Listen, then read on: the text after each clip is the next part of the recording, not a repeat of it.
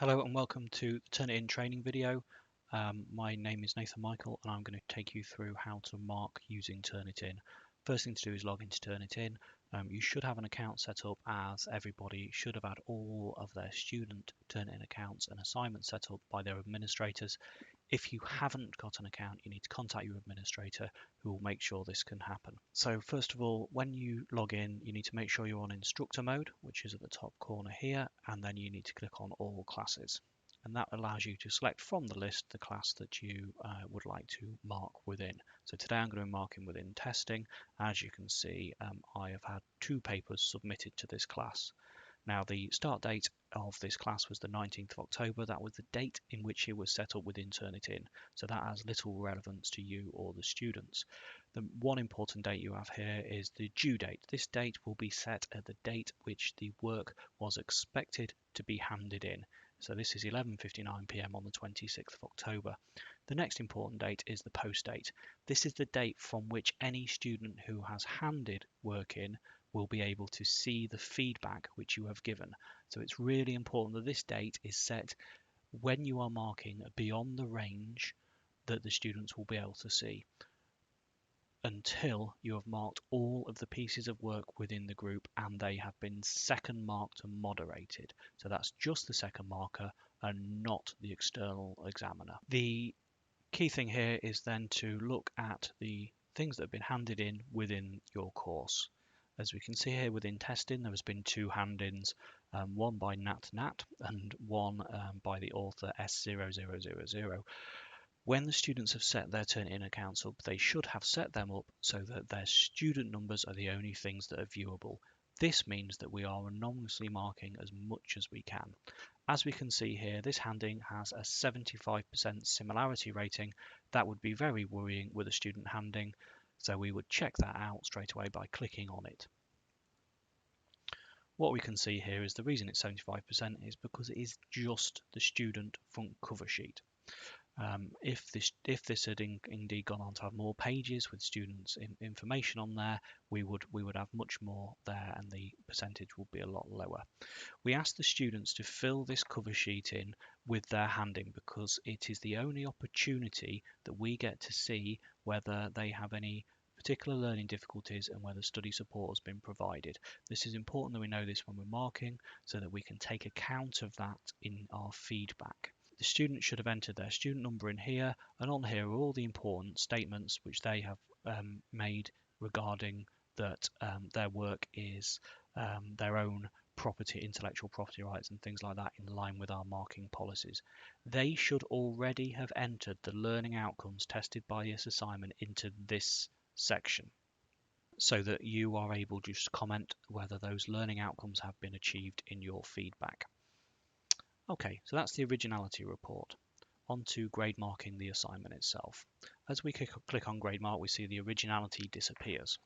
And the first thing you notice is that you can see the full essay that the students have handed in clearly on its own, and that down the side here we have what are called quick marks. Now these are things that are set up unique within your Turnitin account, so that you are able to quickly comment on student work. So if I feel that citation is needed and that the student in this particular part of the essay needed to cite much better, I could drop that onto the essay to show that.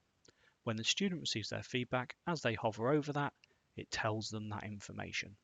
Some of the quick marks are already set up within your work, within your Turnitin, but others are not. So you would need to set those up. I've previously used this for marking maths work, so we can see there's lots of references here to scatter graphs and things that you probably won't need in your feedback, so you wouldn't add those as marks. But again, if we want to give that feedback to a student, we just drag and drop it in.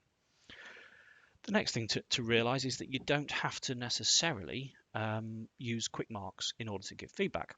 So what you can do is you can select parts of text and you can click on that and you can make a comment. So good use of numbers could be the comment we put into there. We can actually change the colour of that depending on what colour you would like to give it.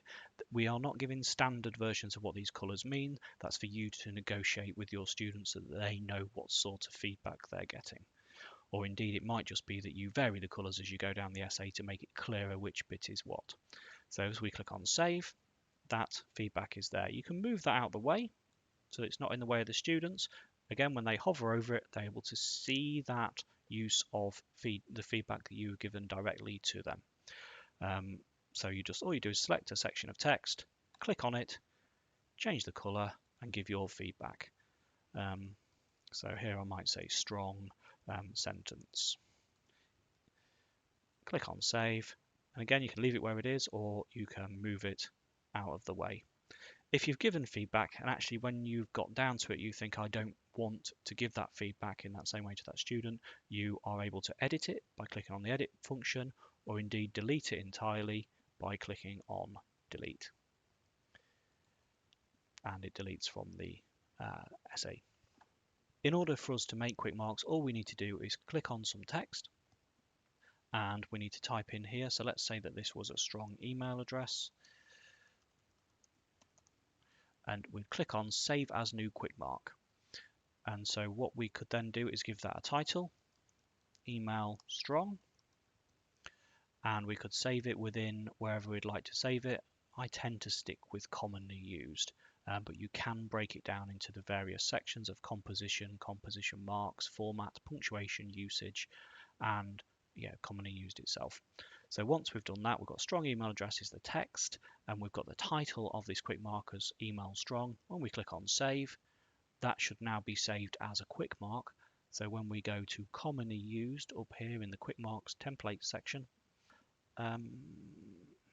their email strong, we would be able to drop that in now at any time into our marking.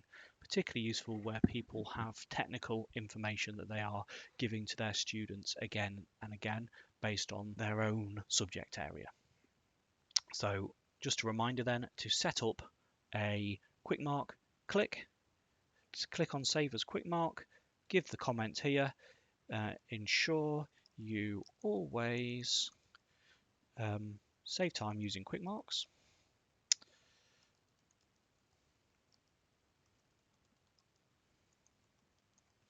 And then we can give it a title of quick mark.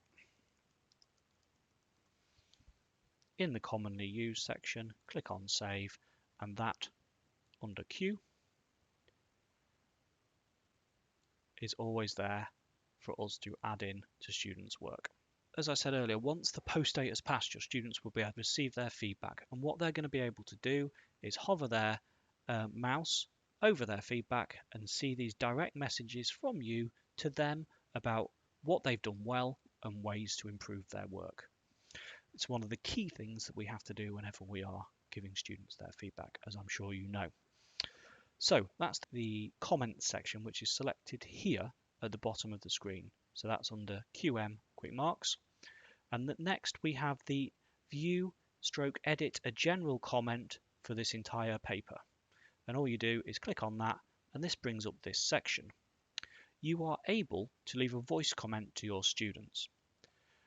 That is not essential and wouldn't be appropriate for a lot of the hand-ins, but it may be for some that you would choose to do that. So the next thing we need to do is give our students the feedback that they require. Now, in order to do this, we need to be within our code of practice on feedback, and so we need to clearly state the learning outcomes that the students have passed and the learning outcomes that the students have failed. We also need to tell them the strengths and the areas of development shown in the assessment. So we need to give comments relating to the learning outcomes, the assessment criteria, the depth, the breadth, the general academic conventions, and the presentation of the work. And we need to clearly list their actions for development. Now, we're not able to type directly into the feedback sheet the students have added to their work, because that's not the way Turnitin works. To do that, we need to recreate that here in the text comment box. We've got 5,000 characters in order to do that. So the first thing we need to do is clearly state that the work has passed all of the learning outcomes. This work has passed all the learning outcomes. If they have not passed a learning outcome, what you need to do is you need to tell them the learning outcome they have not achieved. This means that when they come to do their resit, they're going to be able to focus particularly on that learning outcome. So here you would say, with the exception of, and then type the learning outcome. You can obviously copy and paste this from the validation document or from the module book that you've already provided for the students. The next thing we need to do is we need to give the student their feedback, and you would do that in exactly the same way as you originally would have been doing on the feedback sheet being given to the student. So you need to base your feedback on our marking criteria, and so if you think the student is going to get 70% plus, you would tell them all the things that are strong about their assignment, and you would type directly into this field. So this assignment is a strong, and then you would carry on typing exactly as you normally would. The last section you need to make sure you do is list your actions for development. Now these traditionally we've done bullet pointed in the bottom box, so we can say that the student needs to seek assistance with citation if that is relevant, and we could even tell them how to ask for that assistance in the learning center. And what we're able to then do is give that direct information to students to make sure we're feeding forward into their future work. The final thing we need to do is decide on the grade to give this piece of work, and what all we do to do that is we click up into this box up here and we literally type in the grade, 72%. Once we click on save, that saves those comments. It's really important to realize that if you don't click on save, you lose those comments if you click off it. So make sure as you go along you click on save. If you want to keep editing, you just click on edit comments at the pen at the top there. So save and edit comments to keep editing. So if you found that you've written quite a lot and you don't want to risk losing it, certainly click on the edit comments, on the save and then the edit comments. Okay, once you've finished grading that paper, you're able to click off it, and that paper is done. You would then go on to grade the rest of the papers in that section. What you're able to do then is to keep a running look on which ones you have graded. You can click here and it tells you whether it has been done in this section. So that was to click on grade mark report, and that tells you which ones you've graded. It also tells you which quick marks that you've used as you've gone along, which can be very useful. So we can see that I've graded this one as 72%. If I give a piece of work of 54% and then click off it, that will also, once it's had time to update, that will also show the mark there of 54%. So we can clearly see which ones have been graded and which ones haven't. Once you have marked all of the pieces of work in the assessment, we need to have the second marking or moderation of the work which you have done. What you would do in that situation is you would let your administrator know who your second marker is on this piece of work, and they will change the instructor on that group to your second marker. They are then able to go in and view the marking that you've done. So they would, as a second marker, you would get your second marker moderation sheet and you would fill in the details at the top first, but in that case we just fill in the student number at the moment, and so we're looking at S0000. We click on the grade and we're able to have a look at the quick marks that have been put into the work, which we can see, and that will help us to make a decision whether the student have got enough feedback and relevant feedback to the work that they've submitted. We can also see the comments that the first marker has made and ensure that they have given clear indication of the learning outcomes which have been passed or failed. We can look at the grade that's been given for this and make sure the comments match the grade, and we can also have a look at the actions for development for that student for their work going forward. And we can make a decision about whether the grade is the right grade based on the hand-in for the student. From that point of view, we're able to click onto our second marker moderation sheet and complete the second marker moderation comments, entering the first mark, which was 72. In the case of this assignment, I think the mark was wrong because actually they failed a learning outcome. So we would call that 34 because they've definitely failed this assessment. And we would then meet up and we would agree a grade, and actually regulations would have to hold out and that student has failed. From that point of view, I've done the other 9. If it is an experienced first marker, the 10 would be moderated, and then we've come to an overall thing, and this form is then available for your external examiner to view. It would mean, of course, we would have to go back in once we've agreed on the grade and change the grade to the relevant score that that student is receiving, and then if needed go and adjust the feedback being given to the student, because we cannot say that it is a strong assignment where a learning outcome has not been met. And that is the moderation process over. The next thing for us to do is to make sure that our students can see the work. Do you remember we talked about the post date, and that's the date which the students can see? So if I want to make it so the students can see their feedback, what I do is I click on more actions, I click on edit settings, and I literally change their post date to the date from which I want them to be able to see the feedback. I know I've marked and moderated the work and it's ready to go, so I can change that to the 4th, click on submit, and that changes it. So my students who had previously submitted their work can now all go in and see their feedback. At this point, I would then upload the grades that I've given that have been first marked and moderated to the Unity system, so that those grades can then be used in the exam boards. So to summarize, in order that the students can then see their information, you click on more actions, edit settings, and change the post date to the date from which you want the students to be able to see their feedback. So literally just select the date that you want. So I'll change it to the 5th of November and click on submit.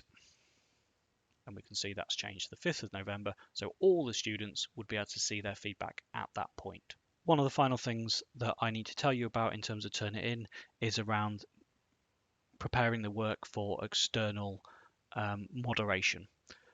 If your external examiner is visiting the site, you are of course able to log them in so that they can look at the Turnitin account as they require. If you are preparing them a sample to be sent off, you're going to actually have to prepare that sample yourself, and this will also provide the work that we can save into your module boxes. In order to do that, if you click on the papers and you click on download and you click on grade mark paper.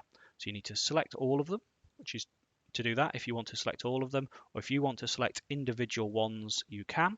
If you are just providing a sample of 10 to go off to the external, then that's how you do it. Just select the ones that you require there. Click on download, click on grade mark paper, and that compresses it into a zip file because it's multiple, and that's absolutely fine. Click on OK.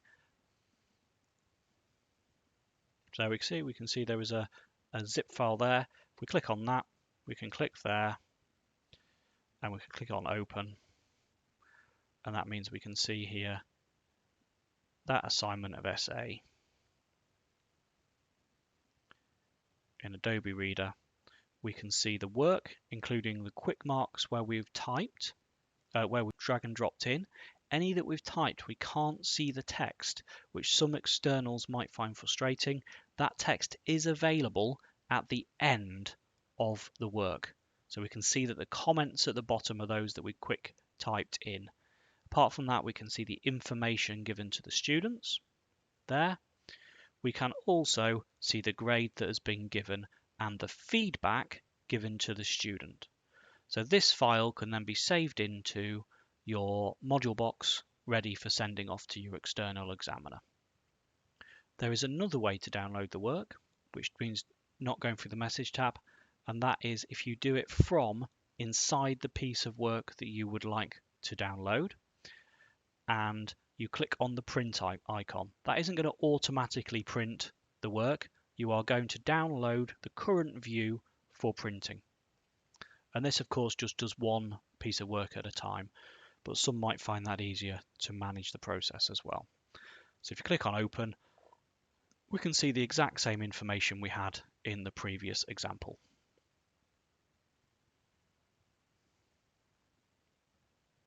And we can just literally file and save that as we normally would into our module boxes.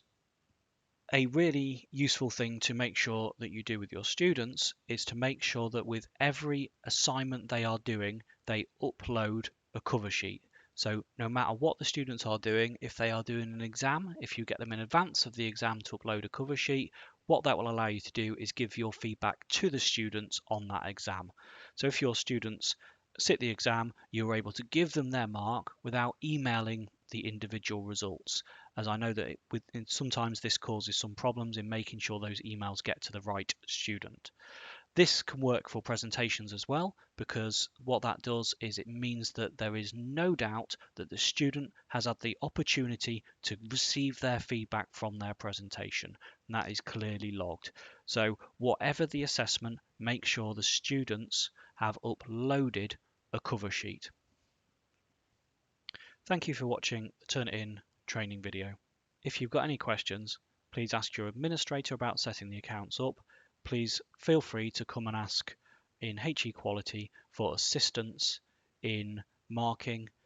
I think this is a very useful system and can speed up the marking process, particularly when it comes to giving feedback back to students, because it removes an administrative burden out of the process and opportunities for errors.